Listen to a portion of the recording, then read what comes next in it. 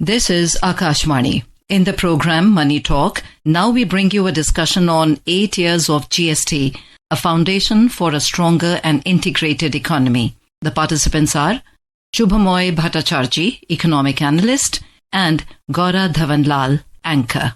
Hello and welcome to Money Talk. The 1st of July 2017 was an important day for businesses, both big and small, in the country. The GST scheme unifying 17 taxes and 13 cesses was being implemented. Well, the aim of this scheme was to create a seamless national market by simplifying compliance and digitizing tax systems, and also to expand the taxpayer base and strengthen cooperative federalism. Well, where are we as far as these aims are concerned? What are some learnings and what have we done well? Please join me in welcoming our guest on the show today, Economic Analyst Shubhomoy Bhattacharjee. Shubhomoy, welcome to the program. Hello.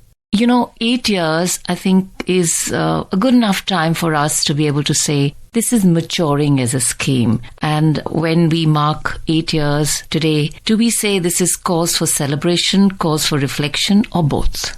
That's an interesting point to put, Gouran. Let me start by saying something which the late economist Dr. Bibek Debroy said when the GST was being rolled out. And the thing that he said was that that was in 2017, that let's not look at GST as something that is already done, the day it has been rolled out. It will be a work in progress with amendments, with changes, all ensuring that the system becomes as close to an ideal as possible. But shall have to take time. When you say that whether it's a cause for celebration, that the first part is that we celebrate the fact that we have stayed the course. Now, when we say we have stayed the course, that's actually a remarkable thing, because the goods and services tax globally has been an extremely difficult concept for countries to follow. Right. There are very few countries which have been able to roll out a pan-national goods and services tax. And there are enough literature available which tells us why this has been extremely difficult. So to put it in context, the United States doesn't have a GST. To put it in context, the UK doesn't have a GST. So there are lots of countries far advanced than us in terms of their development parameters, which have not been able to use GST. And we have reached, and we have, as you pointed out, today we are celebrating 8 years of having rolled out the goods and services tax and stuck to it. So I think that's a major achievement. Right. In terms of reflection, it comes from the same perspective, that what have we able to, what are the things that we can say that we have learned and we have been able to surmount so far? One of the first things that you started out by saying was that this is a national market, and a national market is what exactly we wanted to create. That this will be a market where all manufacturers, service providers will face a uniform set of taxes across the country. Now, that's very major.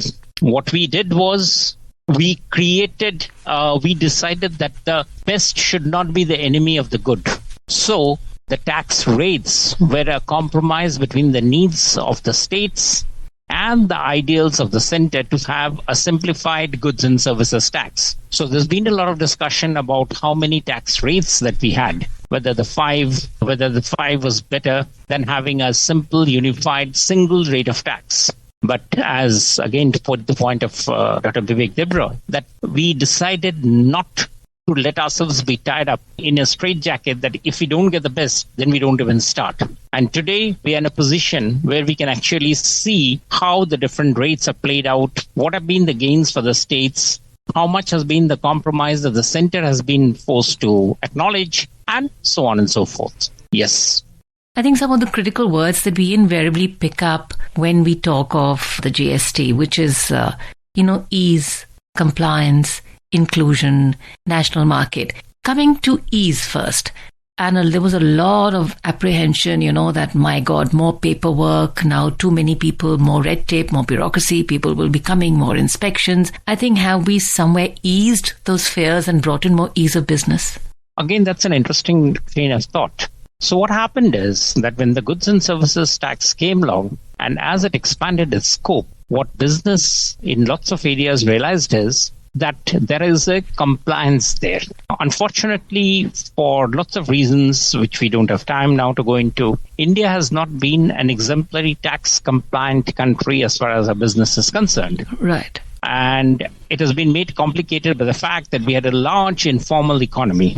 So at one level, the informal economy was, because the ticket size of the transaction was small, GST was looking onerous. The other thing was that the GST system itself, even for the formal economy, there were lots of business which suddenly found that their accounts were suddenly becoming very transparent.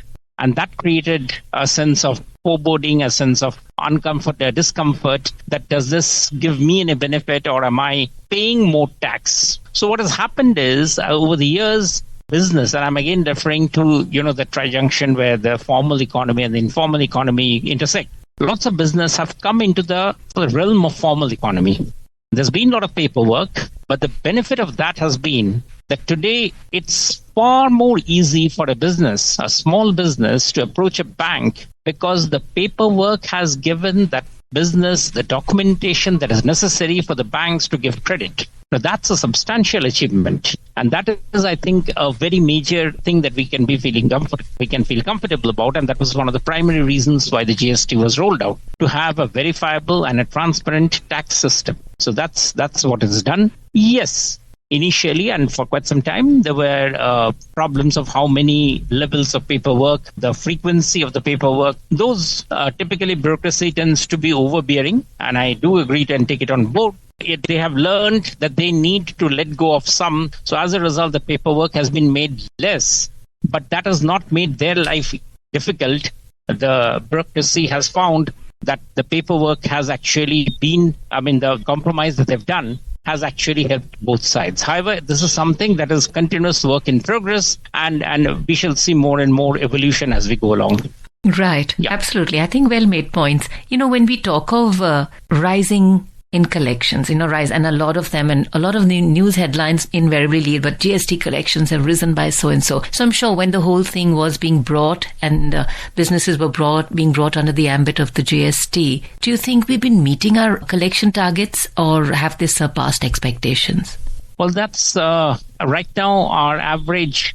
I'm of course talking about 25-26 has started hitting above 2 trillion a month. Now that's a considerable way ahead from where we were when GST was about at the initial days, when it was 84 to 85,000 crores. That means less than a trillion, to reaching now where it is averaging about 2 trillion a month. So considerable path had been run through. In terms of whether this will be further ahead, well, I think we are reaching the stage where we are almost saturating the GST coverage.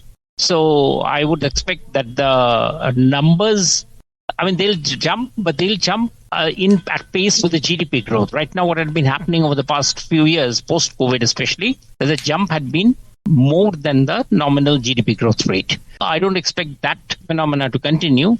So it'll moderate, it'll taper off. But even when I say that, we are still talking about something like a 14% growth rate of GDP and of the GST. And remember, 14% was what the states were apprehensive they'll not be able to get, which is why there was a grand bargain with the center. We must be assured of a 14% rise in GST collection. Otherwise, there should be a compensation cess.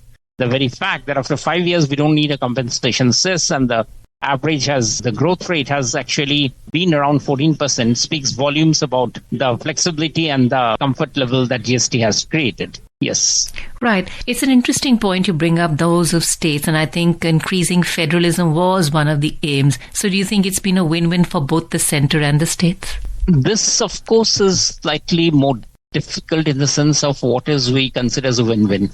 Remember, one thing what has happened is the state and the center both have sort of insured themselves against a dip in tax collection. So for them, it's very good. For the companies, for a range of businesses, that is sometimes of concern that their tax liability isn't flexible on the downside. So despite the volumes and things and all that which might happen, the tax liability isn't really, doesn't soften. Now, that could be a problem, and that is a problem that is which is why we are talking about, softening the rates going ahead. so that a downside can be created. So when we talk about win-win, this is something that we shall have to see. As of now, the government has obviously earned better. The compliance has been exceptionally good. So that has actually been very good. We have always struggled against this problem of black money. That has been reduced.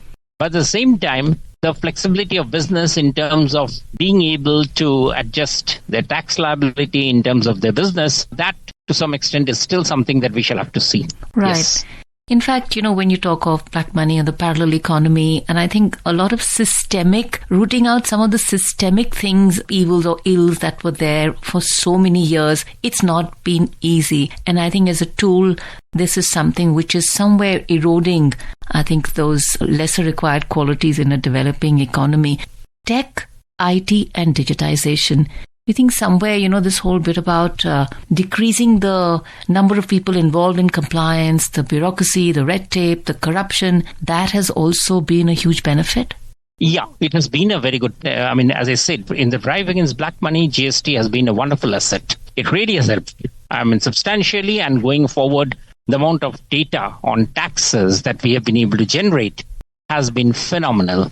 So that has been considerable. The other thing that has also happened is that we have been able to ensure that there is a clarity in terms of the tax structure. People don't have to really think about what will be the tax rates and what will be the tax systems that we shall have to pay. Especially, and this is a very major issue of compliance. When I talk of compliance, there's a problem that we had often faced, especially the small and medium enterprises. Two things have happened. First of all, for small and medium enterprises, there's a tax certainty. In India, for lots of reasons, historically, the sales tax rates had hugely differed across states. And this had been a perpetual crib and a very genuine crib of business, that the rates are often arbitrary, differed across states. So as a result, tax calculations, the accountancy of all of those was quite a cost for the business, for medium enterprises, for small enterprises. That has been cleaned up. And in the process, what has happened is a verifiable tax audit trail has been created. And there's no doubt about it. Despite the Cassandras, I'll stick my neck out to say that GST is a far more easier tax for a business to handle than the tax system which they had to face vis-a-vis the sales tax of your. Right. So before we take your leave, Shubhomoy, and say thank you very much, would you like to share with us that have we reached the minimum number of slabs, or is there more flex and scope to decrease them? This is something on which actually the pundits are divided.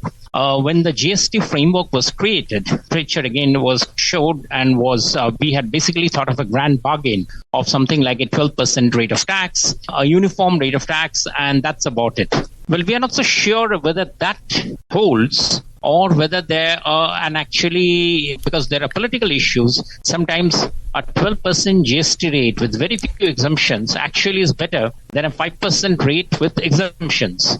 But then, in a democracy, it's all about making another sort of bargain where a seemingly lower rate often does better. So I can understand the challenges that a political system would face in trying to say that we are shifting you from 5 to 12, but lacing it with less exemptions and making it more straighter. So I would suspect that, yes, we certainly will have less rates going ahead. There's no doubt about it. But whether we'll be going off to something like a uniform single rate, I have my strong doubts. Right. Shubhomoy Bhattacharjee, thank you so much for coming onto our program and sharing your expertise with us. Thank you. Thank you. You were listening to a discussion on 8 years of GST, a foundation for a stronger and integrated economy. The participants were Shubhomoy Bhattacharjee, Economic Analyst, and Dhawan, Anchor.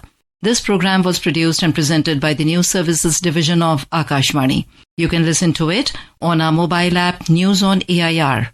This program is also available on our YouTube channel, News on AIR Official. You may share your feedback about this program through email at airnsdtalks@gmail.com or WhatsApp on 928-909-4044.